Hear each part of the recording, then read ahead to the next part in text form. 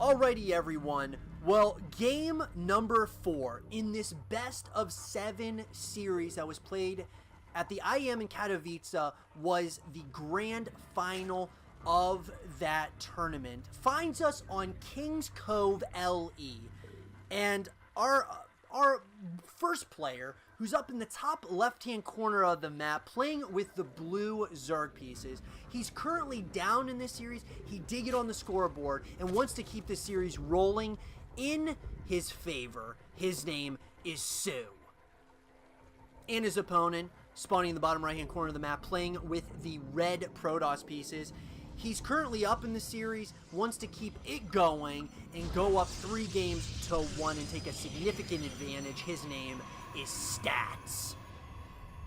So, guys and girls, this series has been a very exciting one, simply because you're talking about 2 titans of their specific races, 2 of the best players on the planet, playing at such a high level at IEM in Katowice, which a lot will say is the second best tournament of all StarCraft 2, second to none other than BlizzCon. A massive ordeal. People absolutely love this tournament, and I gotta say that the hype is absolutely, it's living up right now in front of us, because Stats and soO are 2 players who are playing at the highest level of StarCraft 2, and they're very similar as far as their skill sets is concerned.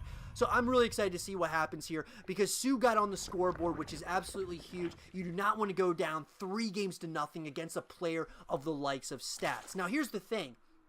soO is still down, and I think the narrative is around soO simply because he's never won a tournament before. He's made it to so many grand finals in different tournaments, but he's never won one. So what do? You're down only 1 game now. Is that momentum now flipped completely in your favor, that now you can tie the series up?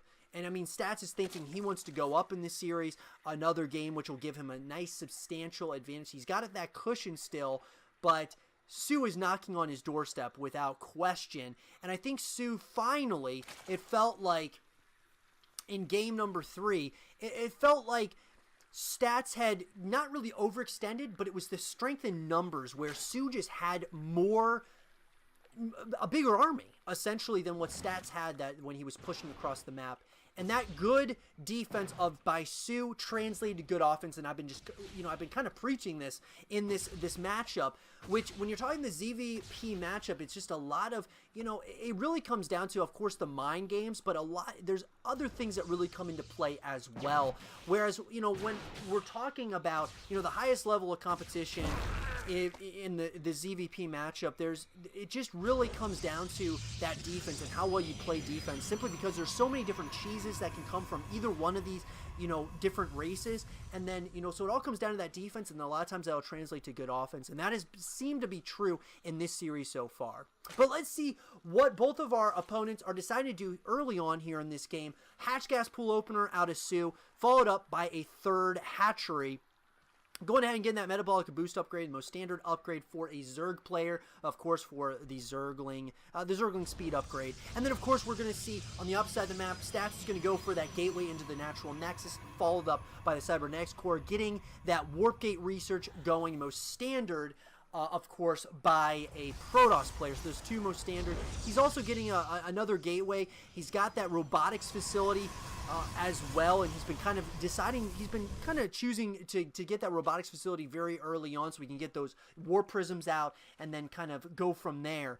But oh man, guys, this has just been a match made in heaven between these 2 players, man. It's just been absolutely awesome to watch. I'm so excited to see what ends up happening here. It does look there are going to be 3 stalkers moving across the map with that war prism. It's very similar to game number 3 as to what Stats was planning on doing in game number 3. We want to put on a little bit of aggression with, of course, those stalkers.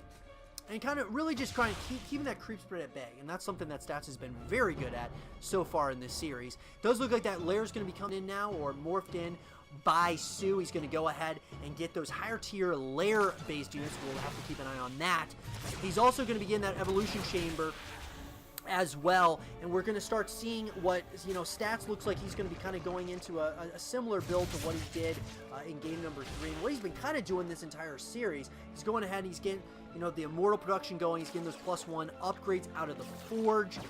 So, you know, like I said, Priest on either side. Now these Zerglings are going to nibble away at some of those Stalkers. And, you know, we're seeing a Baneling Nest now. So a little bit of a change of build order now by soO. He's getting that Baneling Nest. I like that decision a lot. Of course, the Hydra Den is going to be coming in once again. +1 is going to be beginning to be researched out of the Evolution Chamber for soO. And, you know, on the upside of the map, it looks, you know, relatively standard. I mean, both players are kind of, you know, they're, you know, a little bit of aggression here and they're trying to kind of, you know, give each other a little bit of kind of trying to get a feel, I guess you could say. Ground weapons level 1's finishing up in a couple of seconds here. But Stats, you know, both these players give each other a lot of respect. I mean, they really do. You know, they're giving each other that respect at this point that they definitely rightfully deserve. We are going to see a third Nexus coming in now for Stats as well. And, you know, we see that Twilight Council is going to be researching the Charge upgrade. And then we're seeing a couple of more gateways as well as the Templar Archives.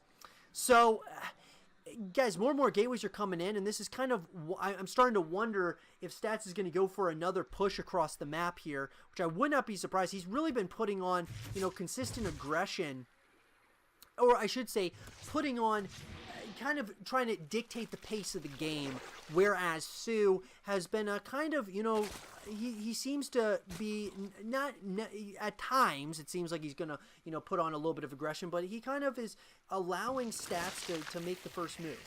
Group Spines is just finishing up now for soO, and it looks like we're getting that Heart of the Swarm kind of build in the Ling Bane Hydra composition that we saw so much in Heart of the Swarm, but I love it. I love this build order. It's a very fun build order to use. Missile attacks level 1 finishes up as well for soO, and I'm wondering if soO is thinking about moving across the map at some point. Or I should say moving across the map here soon with this army, or is he just going to wait for Stats to come, who's already moving across the map as Charge is being researched. Centrifugal Hooks is going to be finishing up in less than 10 seconds. So here we go. More and more Banelings are going to be coming out. These, of course, these Immortals can be very good against those Banelings, but the thing is, if you get the surround on this entire army, it could spell absolute disaster. Looks like Stats is kind of not feeling it too much at this point. As far as this army composition is concerned, maybe wants to wait for a few more units to come out. Looks like these Zerglings are kind of waiting to see if there's going to be another expansion coming in out of Stats. Looks like Storm is going to be researched out of those Templar Archives, and we're also going to see, of course, those +2 upgrades coming in here. For both of our players. Now soO's getting this +1 upgrade, but here we go. It does look like they're near the middle of the map. Looks like both players are going to start kind of looking back and forth. Here comes a few of those, of course, those force fields. Oh, the beautiful Baneling hits though on a lot of those units, absolutely devastating there. Beautiful play as Stats is going to have to be forced back home, and it looks like soO is going to continue the assault onto his opponent. Now, you don't want to overextend if you are soO at this point, but he got some nice Baneling hits there, and it does look like he's going to try to nibbling away at some of these units at the natural base location.